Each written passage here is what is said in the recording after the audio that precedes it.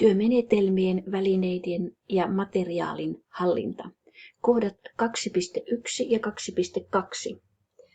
Pohdi ja kirjaa tähän, miten ammatillinen vuorovaikutus näkyy työskentelyssäsi kuntoutujan kanssa. Milloin ja miten käytät selkokieltä, tukiviittomia, kuvakortteja. Miten huomioit kuntoutujan huonokuuloisuuden. Kohdat 2.3 ja 2.4. Pohdi ja kirjaa tähän, miten kuntouttava työote näkyy konkreettisesti työssäsi. Kirjoita esimerkkejä. Miten motivoit, rohkaiset, kannustat kuntoutujaa. Miten hyödynnät kuntoutujan asuinpaikan, fyysisen ympäristön, luonnon, harrastusmahdollisuudet ja muu virikkeellinen ympäristö, kuten valokuvat, kasvit, sosiaaliset suhteet ja niin edespäin. Kohdat 2.5, 2.6 ja 2.7. Pohdi ja kirjaa tähän, miten ohjaat kuntouttavalla työotteella kuntoutujaa päivittäisissä toiminnoissa. Esimerkiksi annat aikaa kuntoutujalle, rohkaiset, kannustat ja niin edespäin. 2.6 kohtaan kirjoitat, miten puutut kuntoutujan toimintaympäristöön mahdollisiin riskitekijöihin. Ja 2.7 kohtaan kirjoitat tähän, millä keinoin menetelmin edistät kuntoutujan terveyttä ja hyvinvointia. Kohdat 2.8 ja 2.9. Pohdi ja kirjoita, miten ohjaat kuntoutujaa ravitsemukseen liittyvissä asioissa.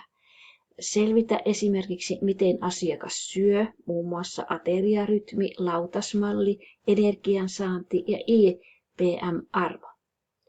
Selvitä kuntoutujan mahdollinen riskikäyttäytyminen, esimerkiksi kemialliset ja toiminnalliset riippuvuudet, tupakka, nuuska, alkoholi, huumeet, peliriippuvuus ja niin edespäin. Voit hakea lisätietoa osoitteesta www.vaihdelinkki.fi. Kohdat 2.10.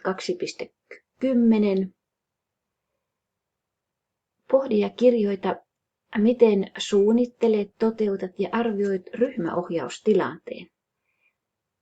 Terveystuvalla tähän käytetään erillistä lomaketta, jonka löydät sisältökirjasto-kohdasta. Kohdat 2.11 ja 2.12.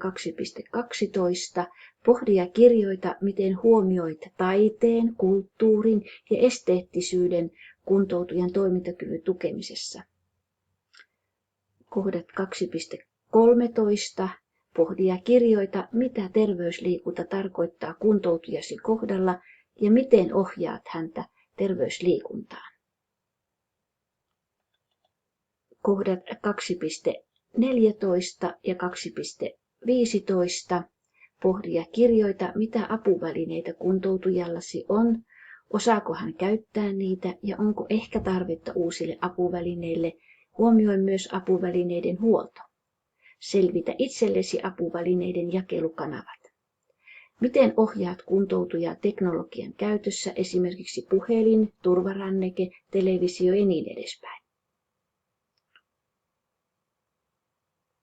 Työmenetelmien, välineiden ja materiaalien hallinnassa on tarkoitus arvioida, miten opiskelija osaa työskennellä erilaisilla menetelmillä, kuten havainnointi, haastattelu, ohjaaminen, vuorovaikutustaidot, voimavaralähtöisyys, kuntouttava työote.